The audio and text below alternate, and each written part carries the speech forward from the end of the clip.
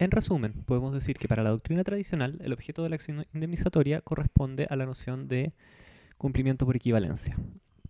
Esto significa que la medida de la indemnización de los perjuicios va a ser equivalente al valor de la prestación, lo que llamaban los romanos la a estimatio rei. Si esto es así, esto es, si el cumplimiento por equivalencia se resuelve vía el valor de la prestación, la pregunta se traslada a cómo estimar ese valor de la prestación. Entonces vamos a hablar de que la indemnización será equivalente al costo de obtener una prestación de reemplazo, al costo de ejecución o a una comparación de la prestación pretendida con la prestación realmente ejecutada en los casos de cumplimiento imperfecto. El resarcimiento de los perjuicios sufridos, entonces, tiene que ver con la idea que está en la frase final del artículo 1555. El acreedor debe quedar en todo caso indemne, que es una especie de norma de clausura de las reglas básicas que tiene el Código Civil sobre acciones por el incumplimiento. ¿Cómo se entendió esto por la doctrina? Que el acreedor debía quedar en una situación patrimonial equivalente a la que hubiera tenido si el contrato se hubiera cumplido en tiempo y forma.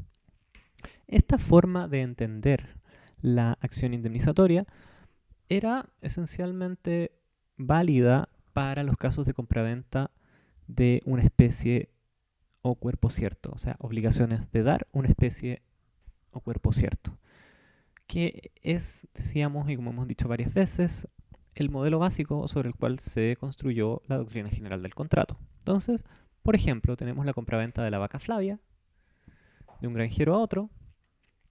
Si por cualquier razón la vaca no se entrega porque se destruyó, el daño que sufrió el granjero por el no cumplimiento es más o menos idéntico al valor de la vaca no entregada. Pero si tenemos un contrato ligeramente más complejo, un contrato de suministro de petróleo, por ejemplo, de suministro de energía, suministro de petróleo incluso puede ser un mejor ejemplo porque también es una obligación de dar, aunque ya no una especie de cuerpo cierto, sino una cosa genérica. Si por cualquier razón no se entrega el petróleo, el daño que sufre, por ejemplo, la fábrica que lo esperaba, no va a ser necesariamente equivalente al valor del petróleo no entregado. Vamos a tener que hablar de cuál es el valor del petróleo de reemplazo, porque este es un bien fungible que puede haber sido reemplazado por una prestación alternativa en el mercado, o cuáles son los servicios que no se pudieron prestar por la fábrica por haber dejado de funcionar, por no haber recibido el petróleo, por ejemplo. Y ahí van a jugar otros límites para el cálculo de la indemnización de los perjuicios. Es en ese sentido que la doctrina moderna entiende que la indemnización de perjuicios se refiere al perjuicio, no al valor de la prestación debida, que es una referencia a la distinción que hace Barros entre la idea de estar obligados y ser responsables. El valor de la prestación se refiere a la obligación de primer grado.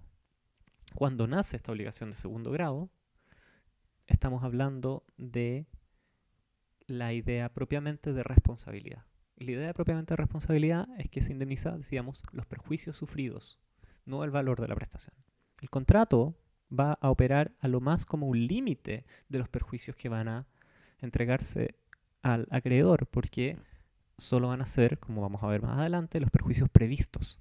Un segundo límite, que decimos por ahora, está dado por la relación de causalidad que debe existir entre el incumplimiento y el daño.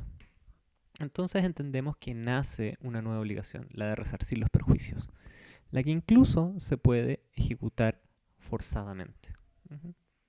¿Y cuáles son estos perjuicios? Hablamos primero del daño patrimonial y del daño moral.